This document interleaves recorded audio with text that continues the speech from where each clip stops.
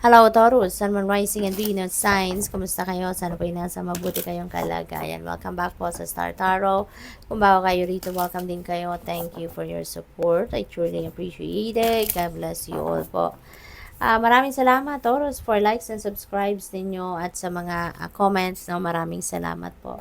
Una mensahe ninyo, the experiences that you're presently going through are an initiation into fulfilling your purpose as a healer. Ayan. So, this could be the answer, no, sa inyo, Taurus. Sa iba sa inyo na nagtataka, nagtatanong, bakit nangyayari ang mga bagay na to sa buhay ko sa ngayon? Bakit sa akin? Bakit ngayon? Anong dahilan nito? 'Di ba? So, eto yung sagot sa inyo, no? Na kung ano man ang mga na-experience niyo sa ngayon, ano man ang mga pangyayari sa buhay ninyo sa ngayon na medyo hindi ninyo, alam mo yun, yung bago para sa'yo, kaya nagtataka kayo, may discomfort siguro kayo nararamdaman, kasi hindi ito normal na pangyayari sa buhay ninyo. So, maaaring ito na yung sagot dyan, ano, na initiation ninyo yan, no, kasi malapit na kayong mag-fulfill, no, malapit na kayong mag-embrace ng purpose ninyo sa buhay bilang healer. Unicorn, indulge your creative and imaginative and magical side through some form of artistic expression. Ayan. So, siguro may mga opportunities dito sa inyo na dadating, no, na magagamit ninyo ang inyong mga creativity, yung imagination ninyo, diba? Yung mga creative ideas ninyo, maaring masu-showcase ang mga yan, ano, sa ngayon, with the opportunities na kumakatok sa inyo sa ngayon. We have Snow Leopard. Take some time out of your usual life and spend it in solitude. Okay? So, maaring ang iba sa inyo rito, you know, kailangan, ano, na mag-step back muna kayo sa kung anong pinagkakaabalahan ninyo. Okay? Pahinga muna at mag-solitude muna kayo, mapag-isa muna kayo, spend time by yourself, mag-me time muna kayo. Okay? Kasi siguro ano kayo fragmented, 'di ba? Muddled mind, may unclear thinking, kaya teka lang, no? Atras muna kayo ng kahit konti lang para nang sa gayon you can kumbaga makakapag-rejuvenate kayo, replenish kayo ng lost energy ninyo kasi baka pagod lang yan, 'di ba? Baka stress, yung ganon. Kaya pahinga muna. Okay? Atras muna kayo. Take a time out para na makapag self-care muna kayo. We have chimpanzee. Use both your intuition and your intellect to solve the problem or get answers to your questions. Ayan. So, gamitin ninyo. Intuitive mind and logical mind. No? Pagsamahin ninyo yan.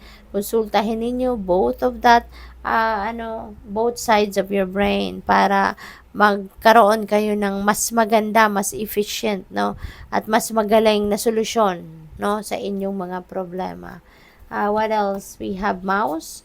You're overlooking some important details, so pay closer attention to what's going on. Kasi nga, no, siguro talaga all over the place kayo. Yung isip ninyo, here and there, hindi kayo makapag-concentrate. Kaya may mga bagay na nanineglect na kayo, no? Kaya ito, heads up ito para sa inyo na, teka lang, pay attention to what's happening, Taurus. Kasi meron kayong mga nakakaligtaan, no? What else? We have Ladybug. Napakaganda nito. This is a time of good fortune and abundance. So, be willing to receive all good things in your life. Okay? Panahon ito ng kasaganaan, panahon ito ng swerte, kaya as much as possible, take advantage of this, no? Maging handa kayo, no, sa pagtanggap ng lahat ng mga magagandang bagay, pangyayari, experiences, no, sa buhay ninyo sa ngayon. Tanggalin na yung mga negativity, no, na nararamdaman ninyo, negative energies, no, release them para walang maging sagabal sa pagtanggap ninyo ng mga biyayang ito na paparating. Okay? What else? We have Falcon. Act on the opportunity that's before you and commit to it without equivocation. Ayan. So, may mga oportunidad talaga na nandyan dyan sa inyong harapan. Okay? Act on it. Wag na kayong magpa-tumpik-tumpik pa. Wag na kayong magpamamaya-maya na. Okay? And commit to it, no, without equivocation. Gawin na ninyo at take that opportunity. Alright? At wag na kayong tumpik-tumpik pa. Okay? Dahil baka yan ay mawala. Baka yan ay mag-slip away from you. What else? We have Panda. Create a sacred space for yourself in your home and or place of work. Ayan. So, importante, no, na magkaroon kayo daw ng sacred space para sa sarili ninyo sa bahay or sa work space ninyo kung meron man kayong makukuhang kahit konting maliit na space na kung saan pwede kayong umupo, pwede kayong mag-me time dyan, no? Magnilay-nilay, mag-isip-isip. Okay? What else?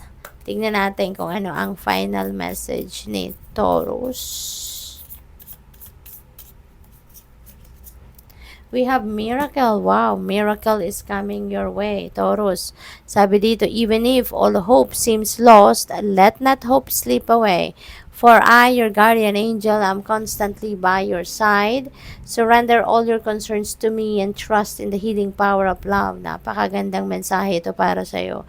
Please believe that you are never alone. Okay? Hindi daw kayo nag-iisa, kaya paniwalaan ninyo yan. Together, we shall work through each issue or situation which is of concern to you. All heals with the passing of time. Magic and miracles are about to manifest. Ayan, so ang daming magagandang biyaya, miraculous moments, miraculous events that are about to unfold sa buhay ninyo sa ngayon, Taurus. Kaya good luck sa iyo. Thank you for watching, Love and Light. Namaste.